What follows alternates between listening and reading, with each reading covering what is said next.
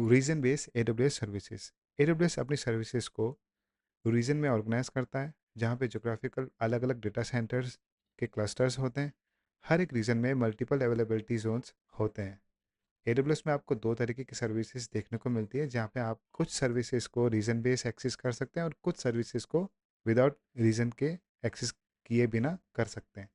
Like global service, जिसमें reason की कोई ज़रूरत नहीं होती, आप डायरेक्टली एक्सेस कर सकते हैं, जिसमें आपको वो सर्विस जो ग्लोबल लेवल पे मैनेज रहती है और अवेलेबल रहती है, जैसे कि IAM, route 53, cloud front, AWS web access firewall, shield, AWS organization. इन सभी सर्विसेज को हम आने वाली वीडियोस में कवर करेंगे।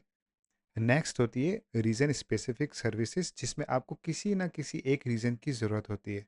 ज़्यादातर कोर सर्विसेज रीजन बेस होती है, क्योंकि ये डेटा स्टोरेज, कंप्यूट और कंप्लायंस जुड़ी रहती है, जिसमें आपको compute service, store service, database services, network services, machine learning और डेटा एनालिस्ट जैसी सर्विसेज आपको रीजन बेस में देखने को मिलती है। Compute service Amazon EC2 instance, Amazon light shall, Amazon lambda function जो कि सर्वरलेस होते हैं, इलास्टिक बिनस्टैक। स्टोरेज सर्विसेज में Amazon S3 bucket, Amazon EBS, Amazon EFS। Database services Amazon RDS, Amazon dynamo DB, Amazon औरा, अमेजॉन रेडशिफ्ट। नेटवर्किंग सर्विसेज के अंदर आपको VPCs जो कि वर्चुअल प्राइवेट क्लाउड रहते हैं, elastic load balancing, API gateway, machine learning and data analyst, जिसमें आपको says maker, EMR, किनेसिस, ये सारी सर्विसेज जो है वो रीजन बेस्ड सर्विसेज होती है।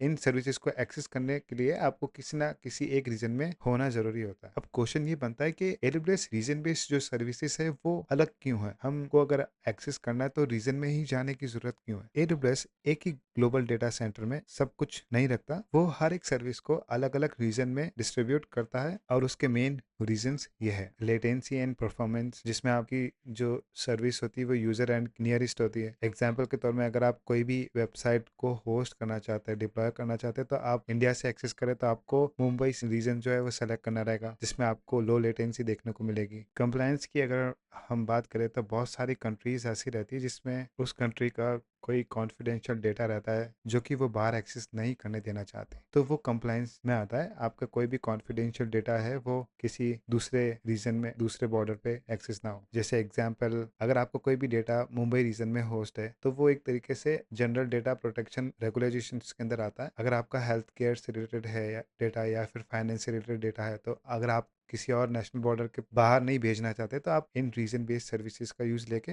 उनको प्रोटेक्ट कर सकते हैं। फॉल्ट टॉलरेंस और डिजास्टर रिकवरी, हर एक रीजन्स के अंदर मल्टीपल अवेलेबिलिटी जोन्स रहते हैं जो आइसोलेटेड रहते हैं, और अगर कोई भी एक अवेलेबिलिटी जोन फेल हो जाए तो वो दूसरे अवेलेबिलिटी जोन पे स्विच हो जाता है, दूसरे रीजन पे स्विच हो जाता है। कस्टमर जो है खुद के हिसाब से अपनी स्केलेबिलिटी बना सकता है, ठीक है, वो डिसाइड कर सकता है उसकी एप्लीकेशन कहाँ पे होस्ट है। एग्जाम्पल के तौर पे अगर वो ग्लोबली अपनी कंपनी की सर्विसेज को रन करना चाहता है तो वो US ईस्ट वर्जीनिया को सिलेक्ट कर सकता है, सिंगापुर को सेलेक्ट कर सकता है, बेटर मार्केट एफिशिएंसी के हिसाब से। तो यही कुछ AWS की सर्विसेज रहती है जो कि ग्लोबल भी एक्सेस कर सकते हैं और रीजन बेस्ड भी एक्सेस कर सकते हैं। इन सभी सर्विसेज को हम आने वाली वीडियोस में कवर करेंगे। मिलते हैं हम हमारी नेक्स्ट वीडियो के साथ, जब तक के लिए बाय बाय।